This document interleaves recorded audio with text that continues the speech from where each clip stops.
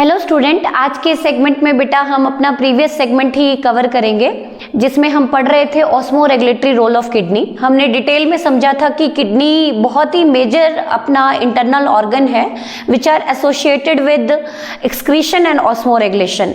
Last segment में हमने discuss किया था बेटा सिचुएशन 1 हमने डिस्कस कर लिया था जिसमें हमने पढ़ा था कि यदि अपने ब्लड में ब्लड वॉल्यूम इंक्रीज होता है या वाटर इनटेक इंक्रीज करते हैं, ब्लड प्रेशर इंक्रीज करते हैं तो हमारी किडनी कैसा यूरिन पास आउट करती है, हाइपोटोनिक।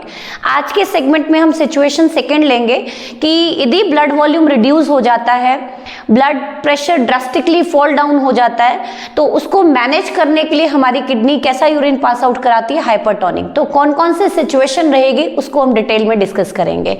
तो shall we start with situation 2 जिसके अंदर हमने पढ़ना है, सिचुएशन सेकंड में हमने पढ़ना है कि when blood volume decreases, blood volume decreases, कि यदि अपना ब्लड वॉल्यूम डिक्रीज होता है बेटा तो आपकी किडनी कैसा ऑस्मो रेगुलेटरी रोल प्ले करती है उसको डिटेल में समझेंगे।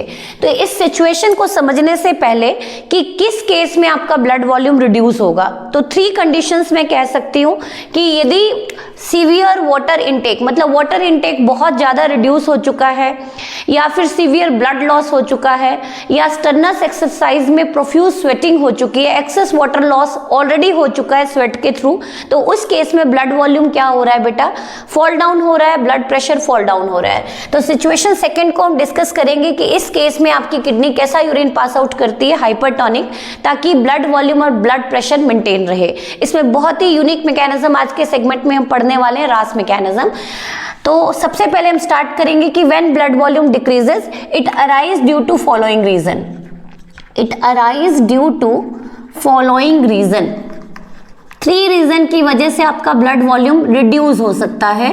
सबसे normal case when fluid intake decreases, जब आप water intake, fluid intake decrease कर देते हैं, बहुत ही डेली जो आप फ्लूइड इनटेक है उसको डिक्रीज कर देते हैं, बहुत कम पानी पी रहे हैं, तो उस केस में आपका ब्लड वॉल्यूम रिड्यूस हो सकता है, लेकिन वो सीवियर नहीं होगा, सीवियरिटी नहीं होगी। सेकेंड हो सकता है बेटा profuse sweating, profuse sweating while Stearns exercise, बहुत ही हैवी वर्कआउट कर रहे हैं और बहुत ज़्यादा आपका प्रोफ्यूज स्वेटिंग हो चुकी है, बहुत एक्सेस स्वेटिंग हो चुकी है, उस केस में हो सकता है। And third the most severe case कह सकते हैं कि एक्सेसिव ब्लीडिंग और हैमरेज, एक्सेसिव ब्लीडिंग और हैमरेज ड्यूरिंग सर्जरी और ड्यूरिंग एनी एक्सीडेंट, या तो कोई सर्जरी हुई है या कोई एक्सीडेंट हुआ है, कोई भी केस लगा लो जिसमें बहुत सारा खून बह गया, अप्रोक्सीमेट 1 लीटर खून बह गया, तो उस केस में blood volume drastically fall down होता है, मेजर ऑर्गन को ब्लड सप्लाई हॉल्ट होनी शुरू हो जाती है। तो उसको मैनेज करने के लिए आपकी किडनी बहुत ही स्पेशल मैकेनिज्म चलाती है जिसको हम लेटर लास्ट सेगमेंट में डिस्कस करने वाले हैं। तो सबसे पहले ध्यान से देखें कि ब्लड वॉल्यूम रिड्यूस हो गया है तो क्या होगा बेटा। कैनिकुल यदि ब्लड वॉल्यूम रिड्यूस हुआ है तो रीनल ब्लड फ्लो डिक्रीज होगा, रीनल परफ्यूजन, किडनी के पास ब्लड सप्लाई क्या हो रही है, डिक्रीज हो रही है। तो सबसे पहला लिखे कि इसको कॉप अप करने के लिए, तो to cope up this situation, to cope up this situation kidney start excreting और start releasing, excreting hypertonic urine, hypertonic urine, urine के अंदर वाटर लॉस को मिनिमाइज कर देगी ताकि ब्लड वॉल्यूम और ब्लड प्रेशर मेंटेन हो जाए। समझ गए आप यहां तक। तो देखिए कैसे करेगी। सबसे पहला करेगी बेटा case 1 by reducing GFR rate, by reducing GFR rate, जिसको मैं डिटेल में प्रीवियस लेक्चर में एक्सप्लेन कर चुकी हूँ। By reducing GFR rate, normal GFR rate आपको एक बार रिकॉल करा देती हूँ, 125 ml पर मिनट होता है। हमारी किडनी 1 मिनट में कितना फिल्ट्रेट बनाती है, 125 ml बनाती है, 180 लीटर पर डे। तो बाय रिड्यूसिंग जीएफआर रेट कैसे होगा बेटा, ध्यान से समझना। यदि ब्लड वॉल्यूम रिड्यूस हुआ है तो किडनी को भी ब्लड सप्लाई क्या होगी बेटा, रिड्यूस होगी। तो आप लिखें renal blood flow decreases, renal blood flow decreases as well as blood pressure decreases. यदि ब्लड प्रेशर डिक्रीज हो रहा है, एफरेंट आर्ट्रियोल में प्रेशर घट गया है, तो अल्ट्रा फिल्ट्रेशन भी क्या होगी बेटा, बहुत कम होगी. आप देखें, this would result in decline in net effective filtration pressure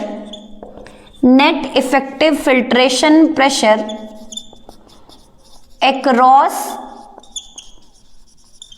glomeruli, and this would result in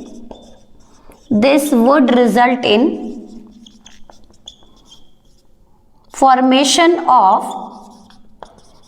less amount of nephric filtrate, जिसको आपने प्राइमरी यूरिन कहा था. नेफ्रिक फिल्ट्रेट, बहुत ही लेस अमाउंट में फिल्ट्रेट की फॉर्मेशन हो रही है क्योंकि नेट इफेक्टिव फिल्ट्रेशन रिड्यूस हो चुका है. किडनी को ब्लड सप्लाई डाउन हो गई, ब्लड प्रेशर डाउन हो गया, तो जब ब्लड धीरे जा रहा है, बहुत लेस अमाउंट में जा रहा है, तो इफेक्टिव फिल्ट्रेशन प्रेशर भी क्या हो जाता है, रिड्यूस हो जाता है. And this would cause rapid decline in GFR. अब सोचो कि यदि प्राइमरी यूरिन बहुत लेस अमाउंट में आपकी किडनी ने बनाया है, धीरे धीरे वो ट्यूब्यूल के क्रॉस जा रहा है बेटा, तो रीअब्जॉर्प्शन क्या होगी, ज्यादा होगी, और कैसा यूरिन पास आउट करेगी किडनी. तो दिस लीड टू, धीरे धीरे जा रहा है ना बेटा, क्योंकि प्राइमरी यूरिन कम बना तो tubule, PCT, descending limb, ascending limb of Henley, DCT, collecting duct, इसके क्रॉस यूरिन धीरे धीरे जा रहा है, तो रीअब्जॉर्प्शन की रेट क्या होगी, फास्ट होगी. This lead to more reabsorption of water and electrolyte and ultimate allow passage of hypertonic urine. This is the normal case कि यदि आप अपना डेली फ्लूइड इनटेक घटा देते हैं, कम पानी पीते हैं, एक्सेसिव स्वेटिंग हो जाती है, तो आपकी किडनी GFR रेट को क्या करती है बेटा, रिड्यूस कर देती है, ताकि ब्लड का वॉल्यूम मेंटेन रहे और आप कैसा यूरिन पास आउट करेंगे, hypertonic. This is the case number 1. Now come over the case number 2. Next हम देखेंगे बेटा केस 2. फर्स्ट आपने देखा कि जैसे ही ब्लड वॉल्यूम डाउन जा रहा है, GFR रेट डिक्रीज हो रहा है. यदि हम मैं केस 2 की बात करूं कि यदि बॉडी में डिहाइड्रेशन हो रही है, वॉल्यूम डिक्रीज हो रहा है, वाटर की कमी हो रही है, तो उस केस में बेटा आपकी बॉडी के ऑस्मो रिसेप्टर्स एक्टिवेट हो जाते हैं. They start sending signal to hypothalamus. Clear? तो ध्यान से देखें, केस 2 हम देखेंगे कि उस केस में क्या होता है बेटा. बाय रिलीजिंग ADH हमने पढ़ा था एंडोक्राइन सिस्टम में. ADH is anti diuretic hormone, जो आपका यदि मैं बात करूं कि ये हार्मोन सिंथेसाइज कहाँ होता है बेटा, तो it is synthesise by supra optic part of या supra optic ganglionic part of your hypothalamus, but it is secreted by posterior lobe of pituitary. मैंने आपको पढ़ाया है कि पोस्टीरियर लोब पिट्यूटरी आपके 2 हार्मोन रिलीज करती है. One is ADH anti diuretic hormone which is said to be vasopressin, and second one is oxytocin. तो by releasing ADH anti-diuretic hormone which is commonly said to be vasopressin, इसका level कब आपके body में बढ़ेगा, या मैं कहूँ कि कब ये आपकी बॉडी में रिलीज होगा, तो ये रिलीज होता है बेटा जब डिहाइड्रेशन होती है, ब्लड वॉल्यूम रिड्यूस होता है, वाटर कंटेंट ब्लड में रिड्यूस होता है. तो आप देखें ध्यान से सबसे पहले कि in case of blood volume reduces, जब ब्लड वॉल्यूम डिक्रीज होगा, ब्लड वॉल्यूम डिक्रीज होने के मैंने आपको सारे के सारे सिचुएशन डिस्कस कर दिए हैं. यदि ब्लड वॉल्यूम डिक्रीज होता है तो this would lead to activation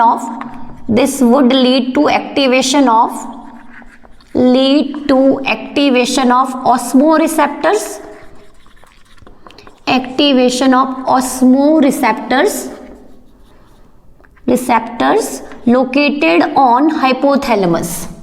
located on hypothalamus.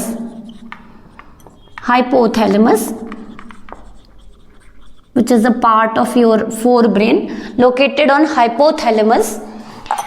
जैसे ही हाइपोथैलेमस एक्टिवेट होगा बेटा, ये कौन सा हार्मोन बनाना शुरू करेगा? ADH, जो फर्दर गैंग्लियोनिक पार्ट से होता हुआ अल्टीमेट कहाँ पहुंचेगा? पोस्टीरियर लोब ऑफ पिट्यूटरी में. तो activation of osmoreceptors located on hypothalamus cause rapid release of ADH hormone, antidiuretic hormone, which is commonly said to be vasopressin, cause rapid release of ADH across blood via posterior lobe of pituitary. तो actual में हमें दिख रहा है कि posterior lobe of pituitary hormone release कर रही है, but it is actually synthesised in hypothalamus. Clear? Neurohormone है ये. तो पोस्टीरियर लोब ऑफ पिट्यूटरी ने आपके ब्लड में क्या रिलीज कर दिया बेटा? ADH. मतलब जैसे जैसे डिहाइड्रेशन हो रही है, ऑस्मोरिसेप्टर्स एक्टिवेट हो रहे हैं, वैसे वैसे आपके ब्लड में ADH का लेवल क्या होता जा रहा है? बढ़ता जा रहा है. As we already discuss, each hormone having specific receptors.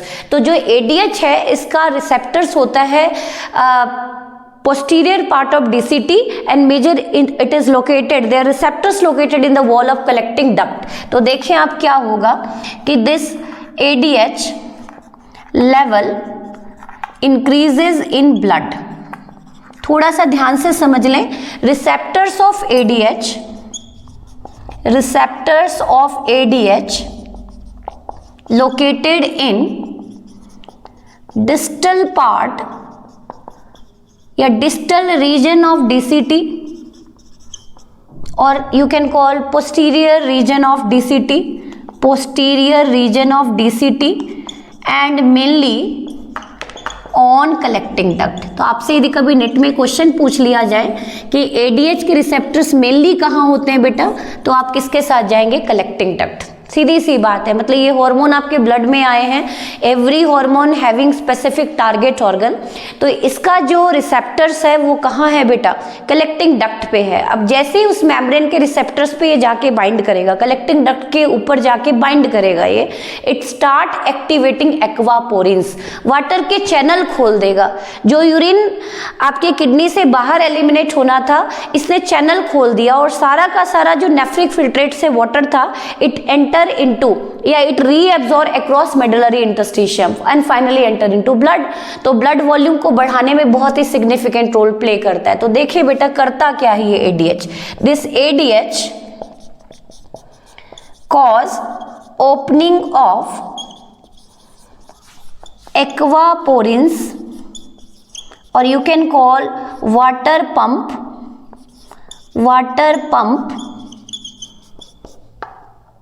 in collecting duct region,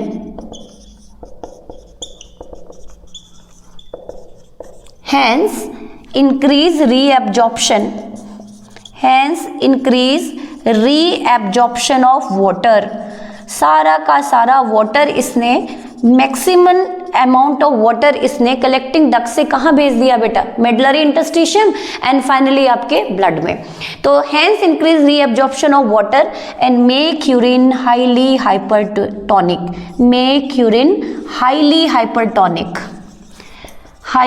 hypertonic और हाईली कंसंट्रेटेड. और जितना भी वाटर है वो अल्टीमेट कहाँ पहुंच गया बेटा? ब्लड में. आप कह सकते हैं कि ब्लड वॉल्यूम बढ़ रहा है, ब्लड प्रेशर बढ़ रहा है, सिस्टोलिक प्रेशर मेंटेन होता जा रहा है. तो this is the case 2.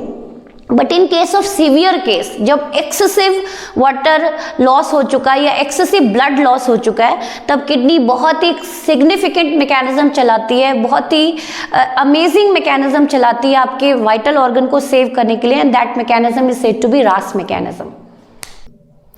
Now start with our third case, RAAS system. जब सीवियर ब्लीडिंग होती है बेटा और सीवियर ब्लड लॉस होता है, सीवियर डिहाइड्रेशन होता है, तो अपने बॉडी के मेजर वाइटल ऑर्गन को सेव करने के लिए हमारी किडनी एक एंजाइम रिलीज करती है, एक हार्मोन रिलीज करती है, and that enzyme is said to be renin. ठीक है, क्लियर है? तो स्टार्ट करेंगे हम अपना थर्ड केस के साथ, रास सिस्टम. तो कभी भी क्वेश्चन आए कि जो ये रास सिस्टम है, रेनिन एंजियोटेंसिनोजन एल्डोस्टेरोन सिस्टम है, renin angiotensin aldosterone system. The system activated in your body when the blood volume drastically fall down. मतलब सीवियर ब्लीडिंग हो चुकी है, बहुत ज़्यादा ब्लड लॉस हो चुका है, उस केस में ये एक्टिवेट होता है, या सीवियर डिहाइड्रेशन है उस केस में। नॉर्मल केस में रास मैकेनिज्म एक्टिवेट नहीं होते। तो दिस रास system activated during severe bleeding, severe word use किया है बेटा मैंने यहाँ पे, and severe dehydration, severe dehydration. Clear? तो इसको स्टार्ट करने से पहले हमें कुछ समझना होगा कि ये जो रेनिन है ये क्या है बेटा, या हम कहें कि हाउ किडनी प्रोड्यूस रेनिन, ये कैसा मैकेनिज्म होता है, रेनिन कब रिलीज करती है, उसको समझने के लिए आपको एक स्पेशल एपरेटस समझना होगा जिसको हम बोलते हैं JGA apparatus, juxta glomerular apparatus. थोड़ा ध्यान से समझेंगे कि जो रेनिन है, इसको समझने से पहले हम एक क्वेश्चन के साथ डिस्कस करेंगे, how kidney produce renin, how kidney produce renin. ये जो रेनिन एंजाइम है, ये जो रेनिन एंजाइम है, ये किडनी कैसे प्रोड्यूस करती है, कब प्रोड्यूस करती है, किस कंडीशन में प्रोड्यूस करती है, उसको थोड़ा समझना होगा। तो सीधी सी बात है कि जब ब्लड वॉल्यूम रिड्यूस हो रहा है बेटा, तो ड्रास्टिकली ब्लड प्रेशर भी क्या हो रहे हैं, रिड्यूस हो रहे हैं। उसको समझने के लिए कि डेफिनेटली हमारी किडनी के पास, हमारे नेफ्रॉन के पास कुछ ब्लड प्रेशर मेजरिंग डिवाइसेस है। मतलब यदि थोड़ा सा भी ब्लड प्रेशर आपकी बॉडी में फ्लक्चुएट होता है तो सबसे सेंसिटिव एरिया आप कह सकते हैं कि हमारी kidney minor fall down blood pressure को भी डिटेक्ट करती है। कुछ बैरो रिसेप्टर्स होते हैं, स्पेशलाइज्ड रिसेप्टर्स होते हैं जो प्रेशर को मेजर करते हैं। तो थोड़ा सा समझेंगे बेटा कि each kidney approximate containing 1.2 million nephron, 1.2 million nephron होते हैं ईच किडनी में बेटा। तो यदि मैं टोटल नेफ्रॉन की बात करूं तो 2.5 मिलियन नेफ्रॉन है आपकी दोनों किडनीज में। Clear? Each kidney containing how many nephron, 1.2 million nephron, and each nephron consist of specialized baro receptors, baro means pressure, baro receptor, pressure sensing receptor, pressure sensing receptor, जो pressure sensitive है, तुरंत ही pressure को detect करेगा। Clear? तो 1.2 million nephron है आपकी kidney में, and each nephron consist of specialized baro receptors located in the wall of, located in the myotelium या located in the smooth wall of, या located in the wall of efferent arteriole। Kidney के हर एक nephron के अंदर जो blood supply होती है वो कौन करता है बेटा, एफरेंट आर्ट्रियोल करता है। और कौन वहां से फिल्ट्रेशन के बाद ब्लड को लेके जाता है, इफरेंट आर्ट्रियोल, जो हम डिटेल में डिस्कस कर चुके हैं रीनल ब्लड सप्लाई में। क्लियर? तो समझना ध्यान से कि जैसे ही ब्लड प्रेशर डिक्रीज होगा बेटा, ब्लड प्रेशर क्या हो रहा है, डिक्रीज हो रहा है, क्योंकि ब्लड वॉल्यूम डिक्रीज हो रहा है। तो these baro receptors activated, these baroreceptors activated, these baroreceptors would activated and cause release of renin enzyme, renin enzyme। तो दिस इज द क्वेश्चन कि आपसे पूछा जाए कि आपके जो बैरो रिसेप्टर हैं ये सिर्फ प्रेशर को सेंस करते हैं, या ये वो स्पेशलाइज सेल हैं जिनके अंदर एक एंजाइम बन रहा है। कौन सा एंजाइम बन रहा है बेटा, रेनिन एंजाइम। और आपकी बुक इस रिसेप्टर के लिए टर्म यूज करती है, cause release of renin enzyme, and this is polkissen cell, polkissen scientist थे, पॉल्किसन सेल, और this is said to be JGA cell, juxtaglomerular cell, juxtaglomerular cell. Glomerulus के पास एक cell है जो क्या रिलीज कर रही है बेटा, rennin.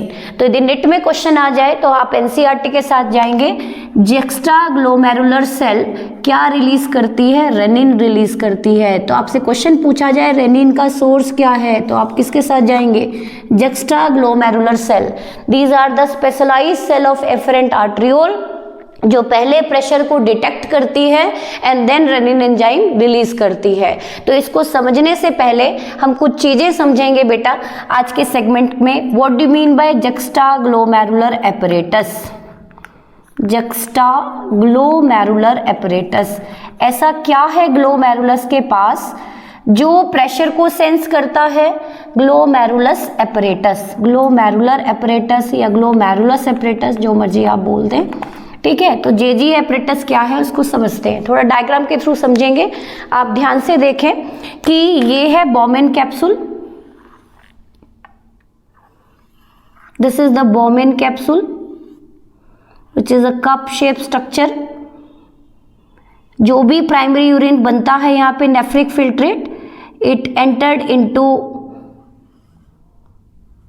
PCT and then it entered into descending limb of Henle and then finally it entered into ascending limb of Henle।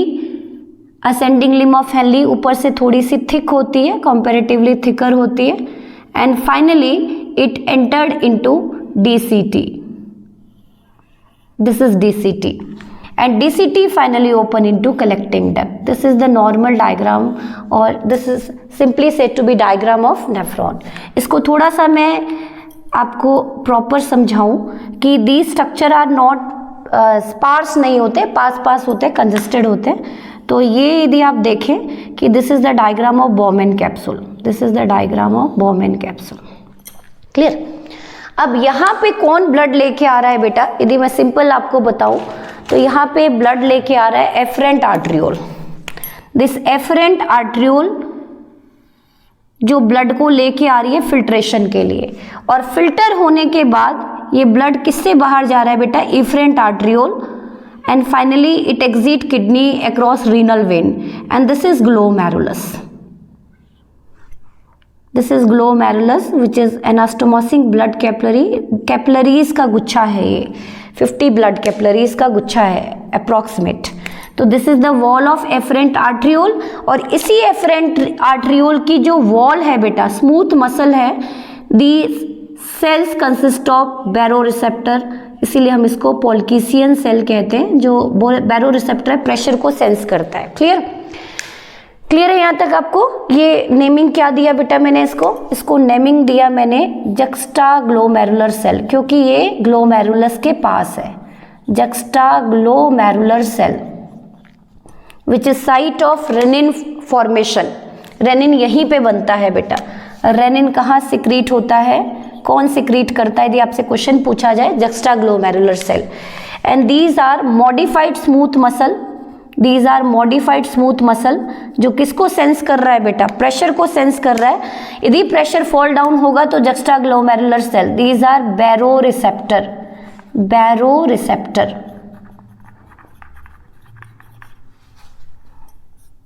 Blood pressure measuring device, और you can call it is highly sensitive to slight fluctuation in BP. जैसे BP fluctuate होगा ये cell activate हो जाएंगे, जिसको हमने नाम दिया polkissen cell, polkissen cell, on the basis of discovery. Clear? अब देखें बेटा, जैसे जैसे यहाँ ब्लड आ रहा है, प्रेशर डाउन है, तो जो अल्ट्रा फिल्ट्रेशन होगी उसकी रेट भी क्या हो जाएगी? ग्लोमेरुलर फिल्ट्रेट की फॉर्मेशन क्या होगी बेटा? लेस होगी।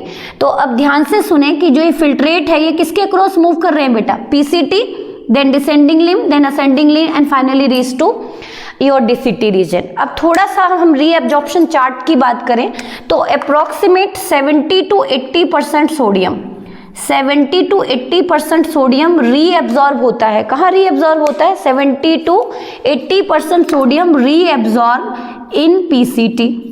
कहाँ पे रीअब्जॉर्ब हो जाता है बेटा? पीसीटी में। Approximate 5 to 10% reabsorb in ascending limb, in ascending limb, and just 10% sodium reach to DCT reason.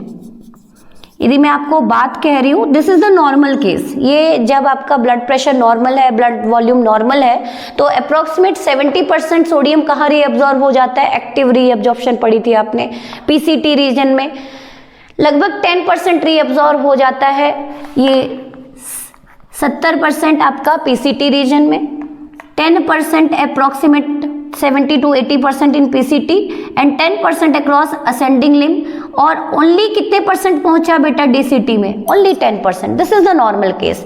लेकिन यदि ब्लड वॉल्यूम डाउन जाएगा, ब्लड प्रेशर डाउन होगा, net effective filtration pressure down होगा, तो जीएफआर रेट भी क्या होगा बेटा, डाउन होगा। It ultimate result in formation of less amount of nephric filtrate. तो अब सीधी सी बात है, यदि फिल्ट्रेट धीरे धीरे आगे मूव कर रहे हैं, तो आप मुझे खुद बताएं रीअब्जॉर्प्शन फास्ट होगी या स्लो होगी, डेफिनेटली फास्ट होगी। बहुत धीरे धीरे नेफ्रिक फिल्ट्रेट जा रहा है, तो approximate complete 90% sodium reabsorb across PCT and ascending part, only 1 to 2% reach in DCT region. ध्यान से समझना मैंने क्या बोला, नॉर्मल केस में 10% ही सोडियम पहुंचता है आपके डीसीटी रीजन में, लेकिन यदि अल्ट्रा फिल्ट्रेशन रेट डाउन जाती है तो मैक्सिमम सोडियम रीअब्जॉर्ब हो जाते हैं कहाँ पे बेटा, पीसीटी में। पहले भी हो रहे थे, अब और ज्यादा हो रहे हैं, क्योंकि नेफ्रिक फिल्ट्रेट की स्पीड क्या है, बहुत कम है, बहुत धीरे धीरे जा रहा है। तो ऑब्वियस सी बात है, सारे पीसीटी के सेल सोडियम यहाँ से पकड़ेंगे और उठा के बाहर फेंकेंगे, तो यहाँ पे सोडियम का अमाउंट क्या हो गया, सारा रीअब्जॉर्ब हो गया। तो अल्टीमेट जो नेफ्रिक फिल्ट्रेट डीसीटी रीजन में पहुंचे हैं, डीसीटी रीजन में पहुंचे हैं, very few amount of sodium reach up to DCT region. Clear. तो अब थोड़ी सी स्टोरी स्टार्ट होती है।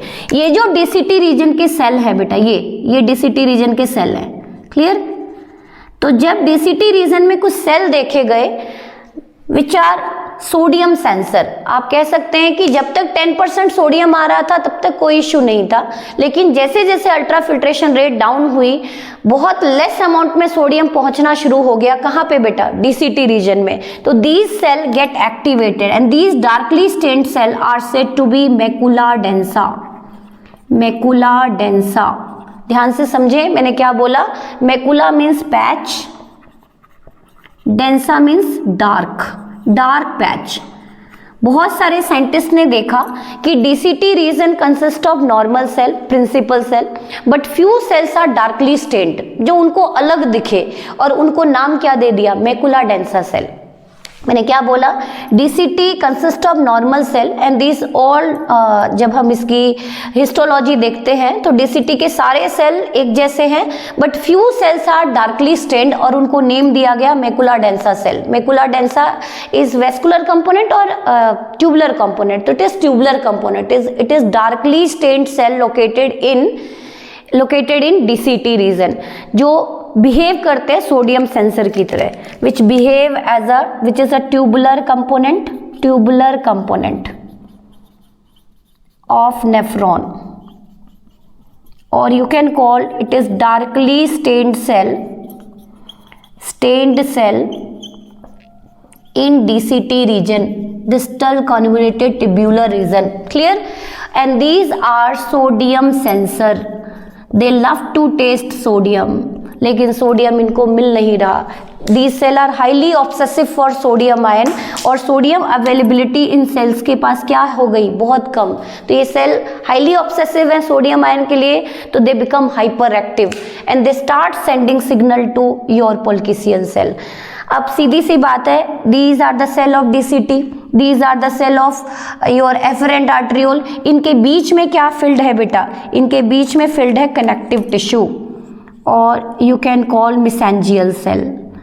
This area is filled with connective tissue or mesangial cell. This is connective tissue or mesangial cell, which is located between your baroreceptor and your sodium sensor. और इन तीनों को मिला के हम बोलते हैं juxtaglomerular apparatus. Juxtaglomerular apparatus. Juxtaglomerular. Juxta means near. Juxtaglomerular apparatus, ऐसा apparatus जो नियर बाय है, किसके नियर बाय है, ग्लोमेरुलस के। एक बार ध्यान से देखें कि जैसे जैसे ब्लड वॉल्यूम डाउन जाएगी, ब्लड प्रेशर डाउन जाएगा, ब्लड किसके क्रॉस आ रहा है बेटा, एफरेंट आर्ट्रियोल। फिल्ट्रेशन के लिए कहाँ आ रहा है, glomerulus. Ultra filtration take place across Bowman capsule and across the membrane of glomeruli, endothelium of glomeruli. And अब ध्यान से देखें कि यदि ब्लड वॉल्यूम डाउन जा रहा है, ब्लड प्रेशर डाउन जा रहा है, तो each kidney containing millions of nephron, each nephron consists of specialized baroreceptor, and these baroreceptors get activated and start releasing an enzyme which is said to be renin. This is the normal case.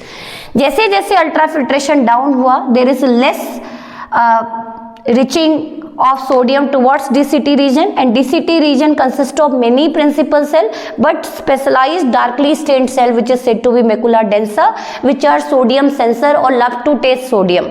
उसको sodium नहीं मिल रहा तो they become hyperactive and they start sending signal to mesangial cell which is connective tissue, and this connective tissue further activate Purkinje cell, further activate juxtaglomerular cell and releasing large amount of renin.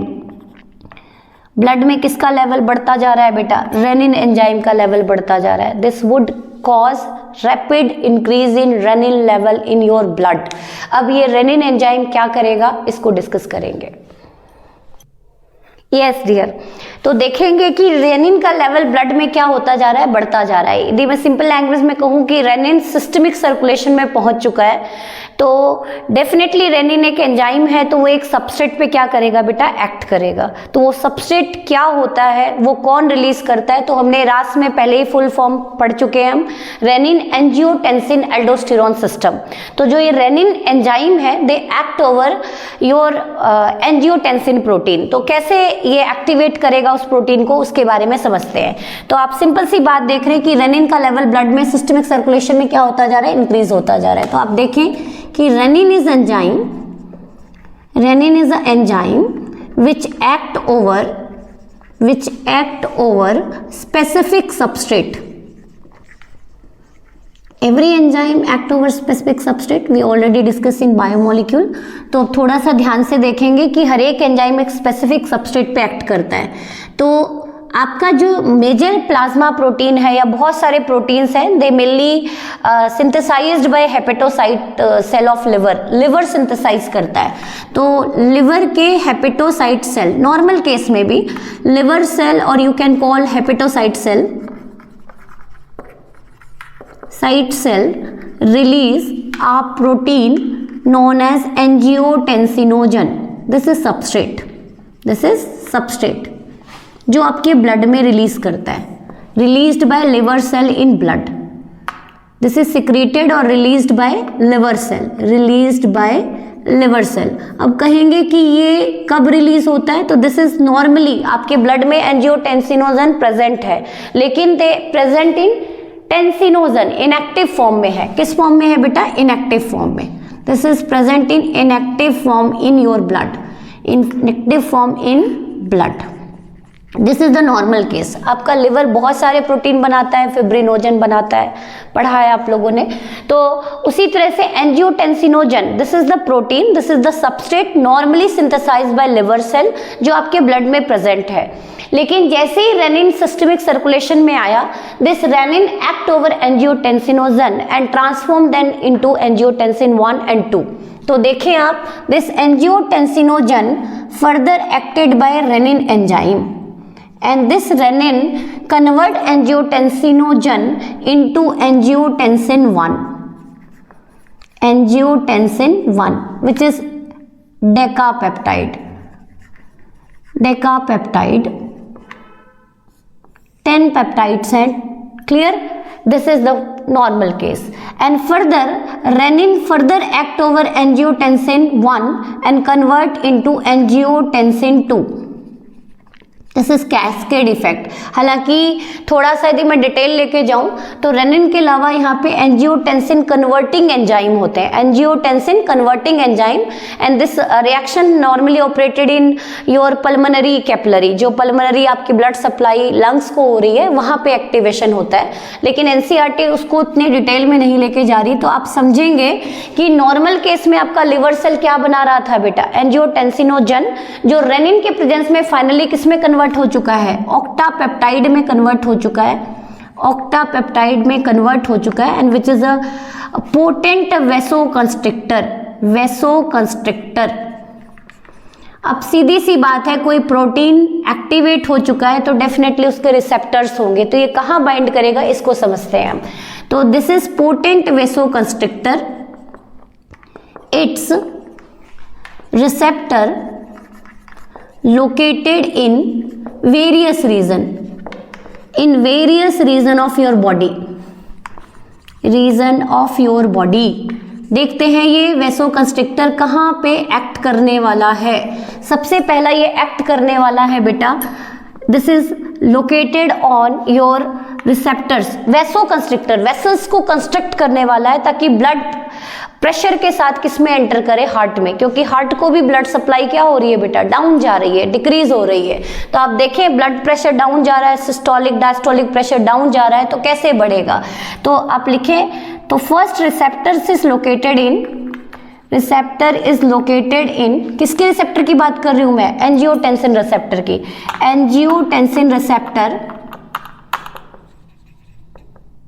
Angiotensin receptor is located over venule and arteriole।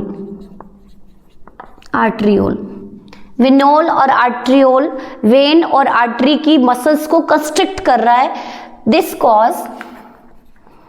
Cause increase in stroke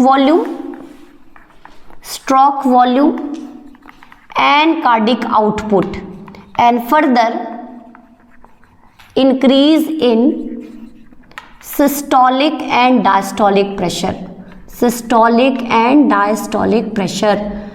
BP बढ़ाएगा ताकि pressure के साथ सभी organ को blood supply हो। This is the normal case जो आपके angiotensin ने किया।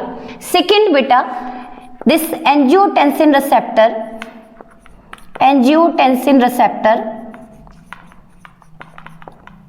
located on zona glomerulosa of adrenal cortex and cause release of steroid hormone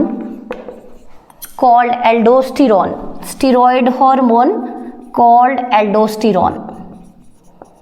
सबसे पहला इसका रिसेप्टर कहाँ था बेटा, आपकी smooth muscle of venules and smooth muscle of arteriole, ताकि प्रेशर के साथ ब्लड सप्लाई हो, systolic and diastolic pressure increase हो, क्योंकि ब्लड प्रेशर बहुत ही ज्यादा डिक्रीज हो चुका है, उसको बढ़ाना है।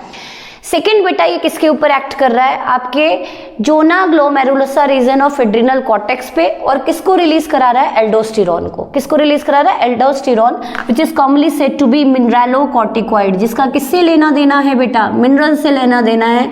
क्या करेगा ये, ध्यान से समझे, स्टीरॉयड हार्मोन है, डायरेक्टली क्रॉस द मेम्ब्रेन, कहाँ पे एंटर करेंगे, डीसीटी और कलेक्टिंग डक्ट रीजन में। क्या करने वाले हैं उसको हम समझेंगे। Now come over the role of aldosterone, जिसको रिलीज करवाया है आपके एंजियोटेंसिन ने। तो this aldosterone is mineralocorticoid, this act over DCT region, distal part of DCT region and collecting duct region. किस रीजन में काम कर रहा है बेटा, डीसीटी रीजन में और कलेक्टिंग डक्ट रीजन में। कौन काम कर रहा है, एल्डोस्टेरॉन। एंड कॉज और increase rapid reabsorption of sodium ion, और ज्यादा सोडियम आयन, पहले ही सोडियम आयन कम पहुंच रहा था, अब सोडियम आयन और भी ज्यादा रीअब्जॉर्ब होना शुरू हो गया। अब सोचो कि यदि सोडियम आयन रीअब्जॉर्ब हो रहे हैं तो यहाँ पे कंसंट्रेशन क्या होता जा रहा है बेटा, बढ़ता जा रहा है सोडियम का मेडलरी इंटरस्टिशियम में हाइपरटोनिक कंडीशन आ रही है, तो ये और ज्यादा वाटर को खींचेगा, अपनी तरफ खींचेगा। कहाँ से बेटा, कलेक्टिंग डक्ट से और डीसीटी रीजन से। एंड ब्लड वॉल्यूम क्या होता जाएगा, बढ़ता जाएगा, and it would increase in systolic pressure. तो देखें आप, reabsorption of sodium ion and ultimately increase reabsorption of water and increase या make blood volume increase and further systolic blood pressure increases. This is the important point कि blood pressure increase होता जा रहा है. एक पॉइंट ध्यान से समझना कि जो renin, aldosterone, angiotensin, aldosterone system है, they work in chain manner.